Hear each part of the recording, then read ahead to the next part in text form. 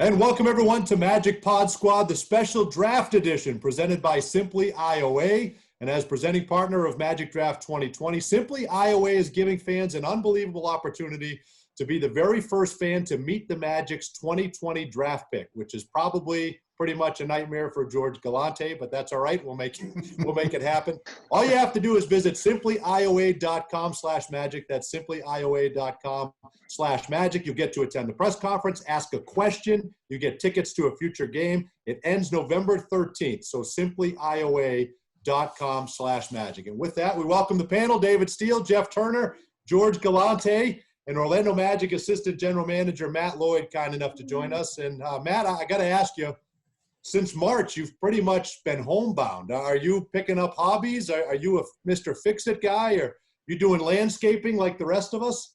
Well, I've actually, first off, I have to say I'm super honored to be on the Pod Squad again with a Magic Hall of Famer, an award-winning broadcaster, a former NBA player, and George Galante. So from us in basketball operations to everyone out there listening, it's a huge honor. But I think it's funny because we're transitioning back into the office this week for meetings to prepare for the draft, which is just over a week away. And when I was trying to figure out the last time I was in here, it ended up being like it's almost like 240 days. So when we got back in here, I was kind of like, it was very strange. It was kind of eerie. But at the same time, once we got into a rhythm and the meeting started going, it was like, we just picked it right back up. So it's been an interesting 7 months. I've only been on one flight in 7 months, and generally my life revolves around the airport and traveling. And so to be able to get back into a normal circadian rhythm, I think has been a huge thing for my body. So as opposed to being 47 years old and looking like I'm 68 years old, I'm 47 years old and look like I'm 50 years old. So I've kind of shaved a couple years off. So it's been great. You've trimmed a lot off of that. Listen, we want to get into your draft prep. We want to get into, discuss this draft and kind of peel the curtain back a little bit. But I think it's important for everyone to know when this whole thing started, Matt, you were not here. You were not in Orlando, right? You barely got out of New York, I think it was, or somewhere in the Northeast right before this whole COVID thing happened. Yeah, I was trying to close the book on a couple guys like late in the season, and then kind of go to the conference tournament the schedule, and then go see massive guys. And the conference tournaments for us, like philosophically, is generally a launching point for next year's draft, because we'll see a lot of guys that maybe were freshmen that we're starting to play late in the season, and it's always a great opportunity to both close the book on guys and to start seeing guys for next year. So I had gone on a little trip. I came home for one day, and then it was getting kind of creepy because you started reading a lot on news, and this was coming, and the protocols for travel just weren't in place. So I was on a trip 5 days, and literally I flew one day on I guess it was like a Friday. I flew from Columbus, Ohio to Charlottesville, Virginia, and there was a direct flight. It was great. And generally, you meet up with a couple people, maybe a coach here and there, and you have dinner that night because I didn't have a game. The game I was going to was 11 a.m. in the morning. Then I was going to drive to DC for an earlier conference tournament the next day. So I stayed in my hotel room. Literally, I landed at like 11 a.m. in Charlottesville, and I did not leave my hotel room until I went to the game the next day, because it had started to get, it was on CNN, it was on all the news outlets, and I was starting to get a little bit concerned, quite frankly. But I didn't know exactly the severity of everything that was going on. So I finished that conference tournament in DC. I flew home for one day, and then I went to the first round of the Big East tournament, and then the league shut down that night. And I was with Adetunji Adedipe, one of my colleagues here at work, and we decided we were just going to fly home the next morning. So we booked a flight at the half of the first game of the Big East tournament to go home the next day. And they played the second game of the Big East tournament, which was the opening round. And then we were going to stay for the first round the next day. And they canceled the tournament that night. So luckily we had booked those flights, and we got home, and we came into the office. We started to transition a little bit out of the office, and the Magic have been so amazing just in terms of organizationally protecting employees. And we have a lot of they have a lot of information, and they've been, with protocols and that sort of thing. So we have been, we transitioned to work from home, and it's been like we said, it's been 240-ish types of day, 240-ish days since we've been in the office. But yeah, I was in New York. I mean, I was at ground zero, and people were getting out of there that next morning. I mean, the airport was full. Matt, I'm guessing you've never had this much time to get ready for a draft. At the same time, you probably never had such little access to the players. So that's a unique combination. Talk about the challenge. Tell us about the challenges that you and your staff have faced in preparing for this draft. It's such a good question, David, because I think if you polled 30 different teams, you'd have really 30 different responses. And our response to the work from home and the shutdown and stuff was to bunker in, and we had like really long meetings at the beginning of quarantine, Monday, Wednesday, Friday, and we started to kind of go through everything we would have gone through in a normal draft year, because at that point we didn't know that the draft was going to be delayed, and we didn't have any information. So we were only going to attempt to control what we could control, which was what we'd seen, and all the reporting that we had done on background, and the beginnings of our productivity analysis for each guy. So I mean, we just approached it that way, and then we started to get that the league was going to start back up, and then the draft was going to be delayed and that sort of thing. So we got a bulk of those like heavy duty discussions done like early on in the quarantine, and that was just going to be our approach. And then when the NBA restart started, we transitioned to really kind of focusing on pro scouting for a while. And it was a kind of, it was a little bit strategic, because at that point we were going to suffer from, like, if we just sit in here and all of a sudden we'd be going through this draft and there'd be 30 Hall of Famers that were going to be in this draft, because we'd have just been so, watching every single guy and picking them apart. And so we kind of put it away for a little while. And we picked it back up, and now we're in the stage where we're putting, the next 9 days, we'll put the finishing touches on everything. But I was pretty happy that we were in a position that we were in when the shutdown happened, because we're not going to chase guys. And to the other question about access, we're limited access, like from an access standpoint, every year, because the agents control so much of the information, and rightfully so. So a lot of it is the development of the relationship that we have with these agents to kind of get the information we need, and we'll get it all. It's just been a different context. So as opposed to like traveling around the country and going to see these pro days and seeing players play, or work out in gyms, they've had 7 months now to work out. So we've kind of seen snippets on video stuff, but we've done a lot of interviews too. And we've done a lot of interviews on Zoom, and we've been able to accomplish everything that we would normally accomplish in a normal draft year. We've been able to get it done, except we haven't been able to bring the guys to Orlando and allow them to see the community and work them out on the floor with the coaches. So we have to be cool. We have to be good with that, and because that's the context we're operating under this year. And I think we've gotten a healthy amount of work done in the time that we've had, and we've gotten everything all those boxes have been checked. Matt, how does it affect? Here's what I would think. I would think players, 1 through 10, right?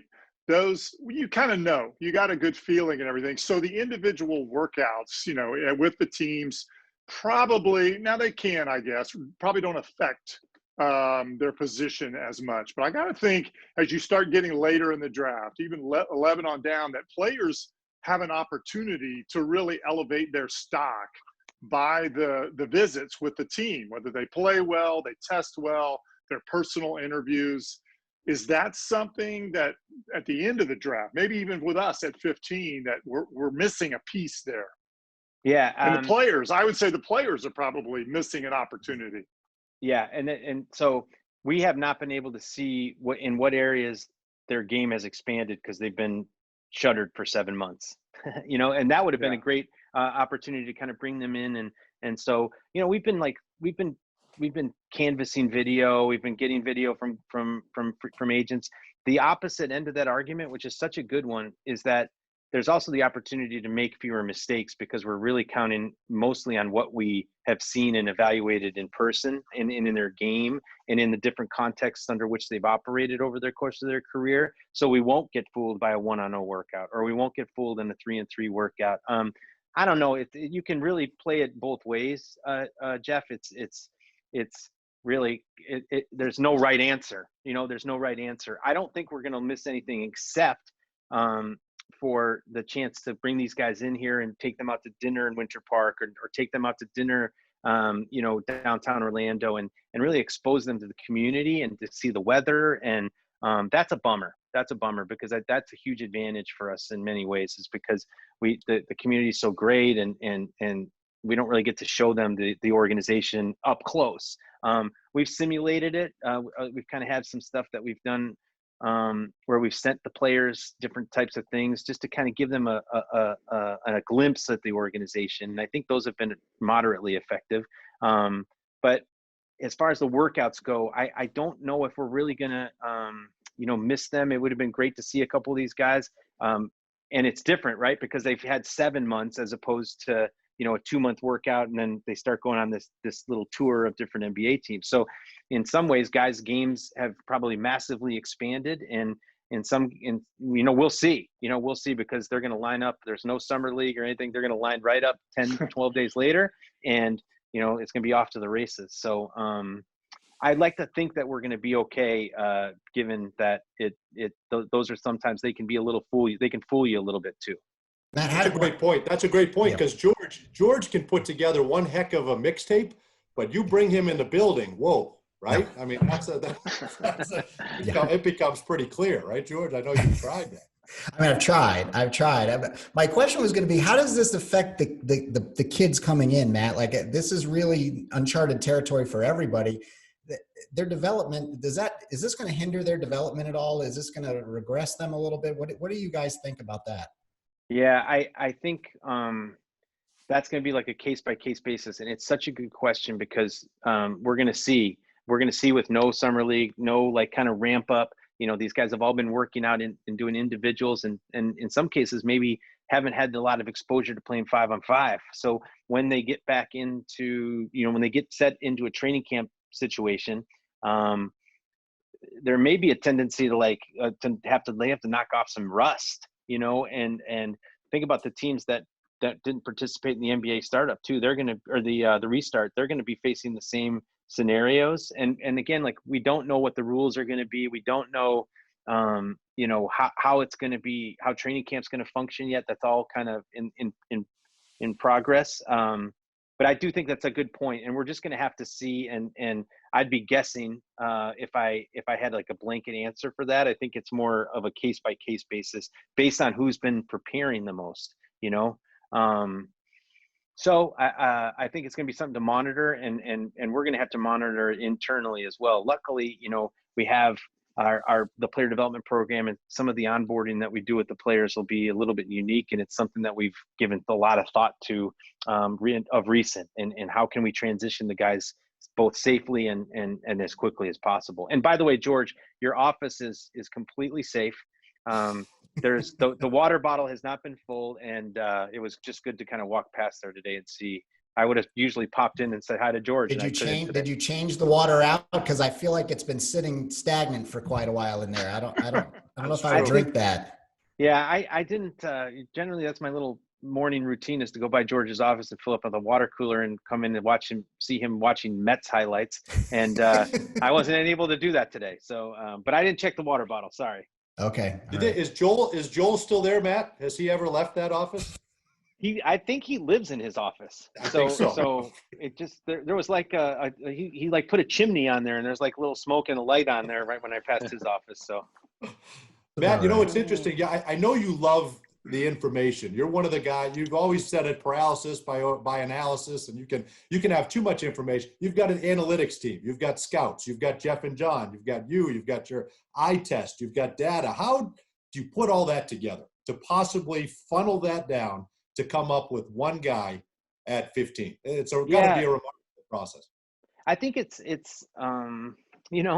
it is a process for sure. And we've gotten to the point now, where we've whittled like however many 100 guys down to this group that we've debated. But luckily I've been, working with Jeff and John. It's been, and I've worked with great scouts throughout my career. So I've been so lucky to have access and been exposed to different types of processes and different viewpoints. And, one of Jeff's great strengths is his ability to kind of synthesize all that stuff internally, and get to that. Because that's the job of the lead decision maker in an NBA team, is you have to be able to process all that stuff and hear everything and apply your own kind of mix to it. So, I take a lot of responsibility for all that information collection and getting the scouts access and exposure to the right players, and having the analytics team kind of add the context that we can't see, and we add context to what they can't see. But at the same time, I mean, it's a lot of stuff. It's a lot of, it's a lot of conversations. It's a lot of debate. Eventually we kind of get to that day on the draft, and it's just basically, we're prepared and we execute it. So it's a fun process, really, but again, like for us this year, it'll start the day after the draft this year, because college basketball is supposed to ramp up November 25th. It'll be 7 days after the draft, and we're going to hit the ground running. We're going to have like meetings, 2-3 days after the draft to start, figuring out how we're going to do things for the 21 draft.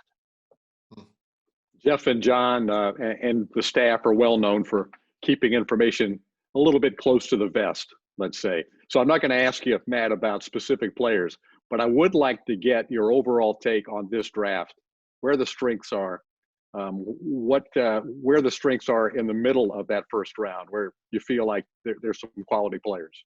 Yeah, I'm glad you didn't ask me about specific players, David, because then I would have to cut my own tongue off. I wouldn't be able to talk anymore. The trap door. There's a trap door under your chair there. That the trap door would just drop you if he would disappear. So we don't want that. Mysteriously. All the Star Wars fans out there will know I'd be encased in carbonite like Han Solo if I talked about specific players. But every draft offers opportunity. Every single draft offers opportunity, and it's our responsibility to attempt to find that opportunity. And that's where I think we do have a little bit of an internal advantage, because we do put so much time towards, like getting to the bottom of a high volume of players, right? So if we approach the draft this year as, well, it stinks, there's no good players, that's what we'll get out of it. But that's not how we approach the draft. So there's always going to be an opportunity to kind of mix the players that we have on the team, the system that Coach Clifford is running, and what we have seen to be successful both internally and externally, and then find that guy. So that's our responsibility. And I think there's going to be an opportunity to add something to the team that fits from a needs perspective and from the perspective of offering upside, and that's how we approach it. So to answer your question, again, without specifics, there's going to be some good players. Every draft at some point, a scout somewhere has said, "Oh, the draft stinks. There's no good players," and yet, on average, there'll be 3 all-stars that come out of here. So our responsibility is to find them, and in some cases, it's contextual, right? So if you can take a player that may not offer something somewhere else, but in your context, in your situation, in your system, with the teammates that you'll be giving him and the coaching staff you'll be giving him, that guy can coalesce into a very good player. So there's always going to be opportunity for that, and our job is to kind of find it. Matt, I would never ask about my possible favorite player in the draft, because I truly believe in the broadcaster's jinx. So I wouldn't want to mess with that. David, on the other hand, is a little bit ambiguous about the broadcaster's jinx. Right, so not a believer. But I am a believer in the draft jinx. I do believe that. Are you?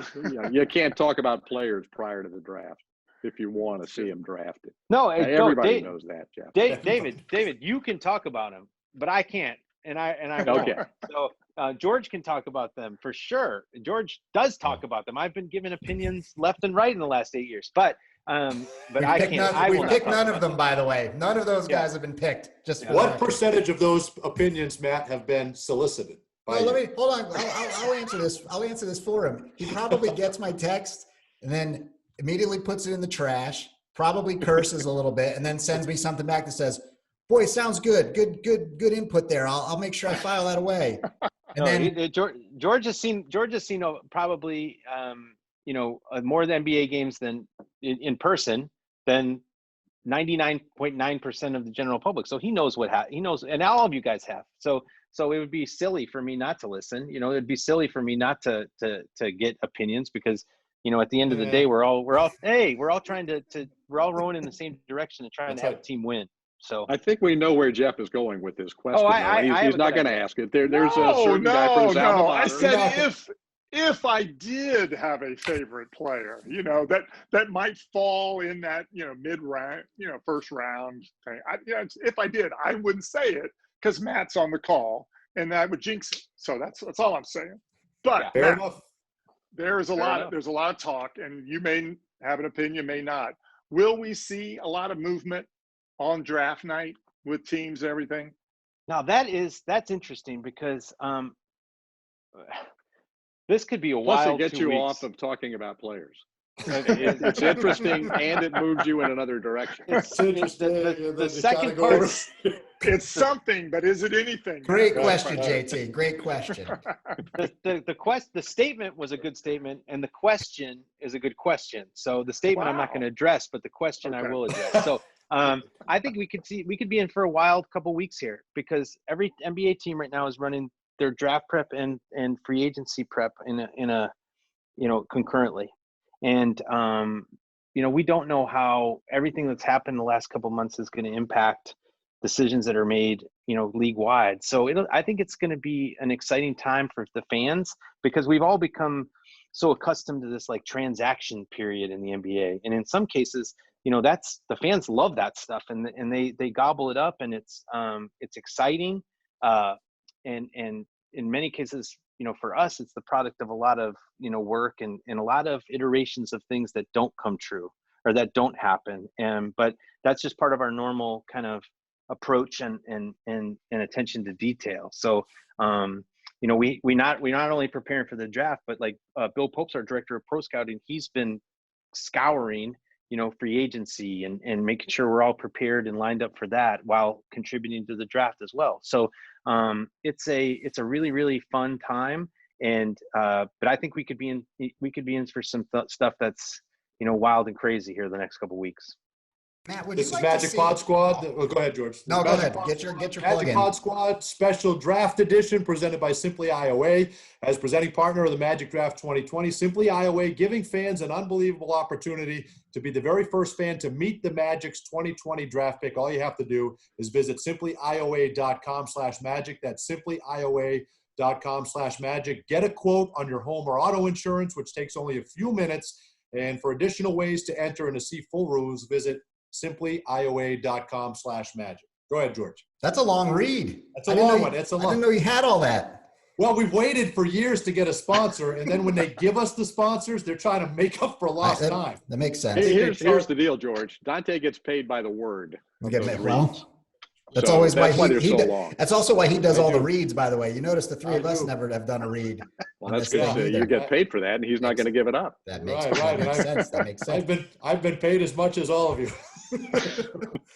Matt, we know that free agency is going to come right afterwards because the turnaround, if everything goes through the way everyone thinks it is, it's going to be so tight.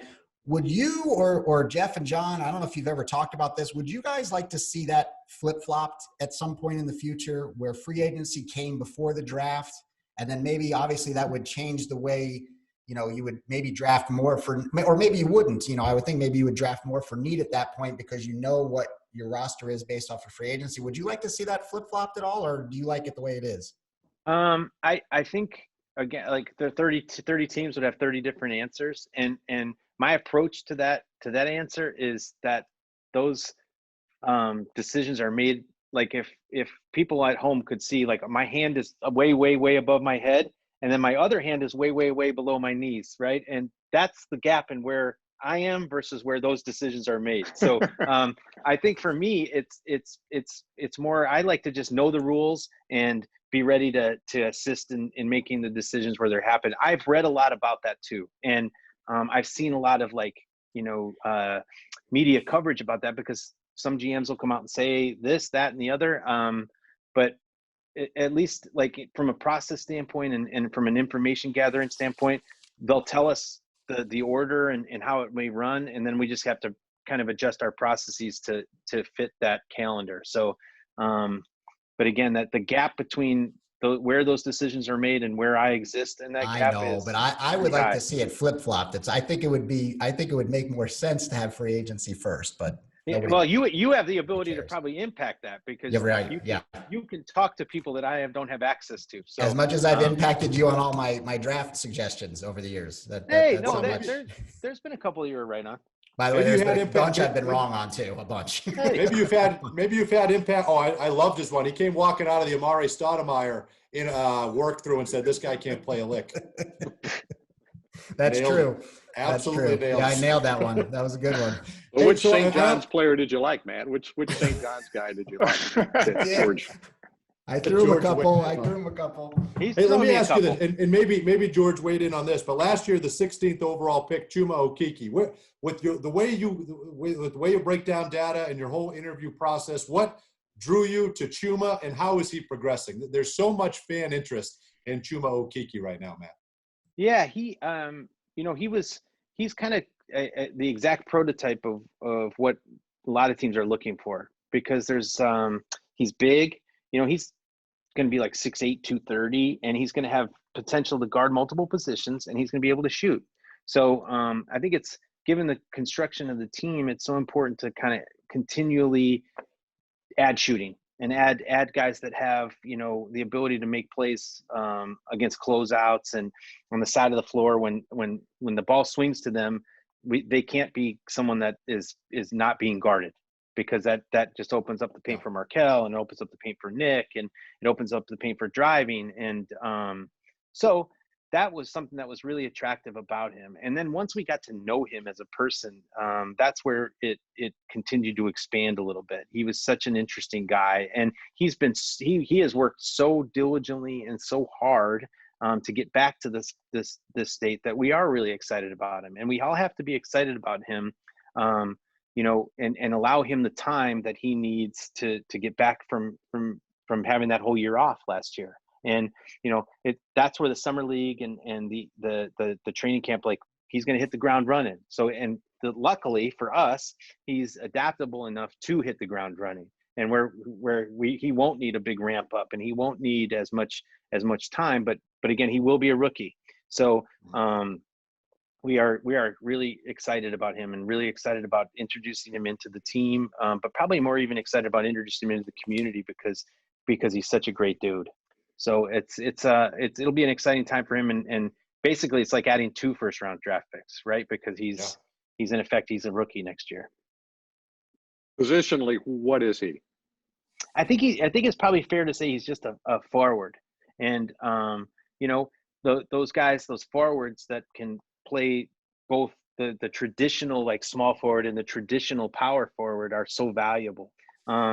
The challenge is going to be, can he guard one of the other positions as well? Can he guard the 2 guard in the switch? Can he guard the center in the switch? And, optimistically, yeah. And cautiously optimistically, yeah. So, we are excited about him. And I think it's just fair, David, to consider him like a forward, and a forward that once, he's on the floor, he'll have to be accounted for on both ends. He can't be, he's not just a one-way player. He projects to be a 2-way player. All right, Matt, Matt. go ahead, guys. Former 15th overall picks are Kawhi Leonard, Giannis Antetokounmpo, and Steve Nash. So no pressure whatsoever. Perfect. It's good that you picked those 3 out of the however thousands of 15th picks there's been in the NBA draft. Those have been the only There's 3. a lot of pressure here. We've had some good ones: Matt Harpring, Stephen Hunter, and Reese Gaines. So we have had some good ones. Based on Reese Gaines, you're playing with house money. Some years have been better than others. Yes, that's right. Matt, I know I ask you this every year, but we always I have a favorite for guys that have a little bit of experience. We've talked about that. So my question is, and not necessarily for the Magic, but overall throughout the league, because it's a quick turnaround, no summer league and everything, do you see guys with maybe 3-4 years of college experience being more valuable in this draft? Yeah, that's such a good point, and it's this year probably it's more adaptable to this season and this upcoming season than any other that we've experienced, right? Because generally some of those guys that have less experience, they do have that time to kind of get accustomed, and you hope that in these 7 months off that they've been able to simulate that as much as possible, and not knowing that they're when they get to a Steve Clifford training camp what to expect. They're just not going to know. Right. Some of those older players may have a little bit more impact initially than someone that doesn't have experience, or hadn't played in the NCAA tournament, and really basically in some cases there's high school level players that are coming into the draft for this year. So I think it's a super fair point, and it's a really good one. We're going to see how it plays out next year, and there's a lot of examples in the picks, probably call it 25 to 40 over the last couple seasons, where those guys have been able to play in the games right away, and they look a little bit more they look better quicker because they are able to turn it around quicker. In this case, we're going to see that again this year, and it's going to be even more glaring, I think. Probably it's a excellent point. All right, last thing, Matt, and I don't know how you guys were, but watching the NBA Finals, seeing Jimmy Butler there, it made me think of 2011, the 30th overall pick taken by the Chicago Bulls, where Matt Lloyd was the director of college scouting and played a big hit. I tell everybody you were the guy that took Jimmy Butler. I don't know how accurate that is, but certainly played a part in it. But what did you learn about that process? What won you over on a guy like that? In 29 teams passed on Jimmy Butler. It's hard to fathom. What did you learn about that whole process, ultimately ending up with that guy? Yeah, so that's Jeff's point. That's a practical example of the point that Jeff just made. He was prepared. He had played 3 years of college basketball. He was a little bit older, and he went to Portsmouth that year and was able to, he put on a show at Portsmouth. He played one position in college, and then he came to Portsmouth and played a different one. And it was a more adaptable position for him because but he had been really, really, really well coached in college by Buzz Williams. He had been held to a high standard. He was in a defensive-oriented system in college that those guys were they were tough. And we were at the point in kind of where I was at the time. We were at the point where we were contending, for the best record in the league. And we thought, hey, this is another opportunity to have someone that can defend on the wing. We were competing with a team that had a lot of star level wing players, and Jimmy made himself a great player. He worked his way into being a good player, but he's a practical example of the point Jeff just made, because he was capable of contributing, quicker, and he wasn't given anything. He had to earn all those minutes. He averaged less than 3 points per game as a rookie, and there was a game in his second year in the league. And I can't remember where, maybe it was at Indiana or at Minnesota in the preseason, where Luol Deng, who was our starting small forward, didn't play. And Jimmy played, I think, 48 or 44 minutes and played really, really well. And we thought, okay, wow, this guy has worked on his game in the summer. He's become better. And the coaching staff trusted him, and they were able to put him in the game. So, the Chicago Bulls drafted him. And our general manager at the time, Gar Foreman, played a big role in that, and our vice president of basketball operations, John Paxson, played a big role in that. But that was exactly what happened. He was an experienced player that was able to transition his game quickly, and he worked his way into a star. He's the exception. He is not the rule. So when you look at him and try to apply him, to compare him to other guys and stuff, it was a combination of a lot of factors that played into him becoming successful, not the least of which was his incredible will and work ethic. Well, Jeff's good. That's a good point you made. Matt, when Jeff goes into the Magic Hall of Fame, should he get him one of those fancy cabins like David? Can he get himself one of those? Yeah, I wish our fans could see this, because I think David is tonight. He's He's on the red planet of Krypton, where Superman is from, that had a red sun because the lighting. I probably need a lighting director to help me out up here. It's not very good. Definitely need Nice. but it's actually so good to see. I've seen Dante. We've done a couple events together, but to see George and Jeff and David, at least in video presence, is a really, really good treat. Matt, are you we showing up? We miss seeing you, Matt. Are you showing up to draft night with a ponytail? How's this going to work? I don't know if it's a subconscious midlife crisis, but I've only had one haircut in like 10 months. So I can see that. I can see that. That's not a surprise to any of us, by the way. I guess the next step is to buy a Trans Am or something, but I just haven't gotten to that point yet. Yeah, it looks like a Harley to me. T-top Trans Am, baby. Oh man, if you pull up with a Trans Am, that's going to do it. That's perfect. That is great. Yeah. All right, man. Well, we appreciate it. Thanks so much for giving us your time and the insight, and good luck. Good luck here in a couple of days. We'll all be rooting for you. Yeah, I really, really appreciate the time and the opportunity, guys. It's so good to see you guys and the chance to speak to the fans and represent the organization. It means a lot. So thank you all very much. All right, thank you. Remember, simplyioa.com/magic, and you might be able to be the first fan to meet the Magic's draft pick. That'll do it for Magic Pod Squad Special Draft Edition presented by Simply IOA. We'll see you soon.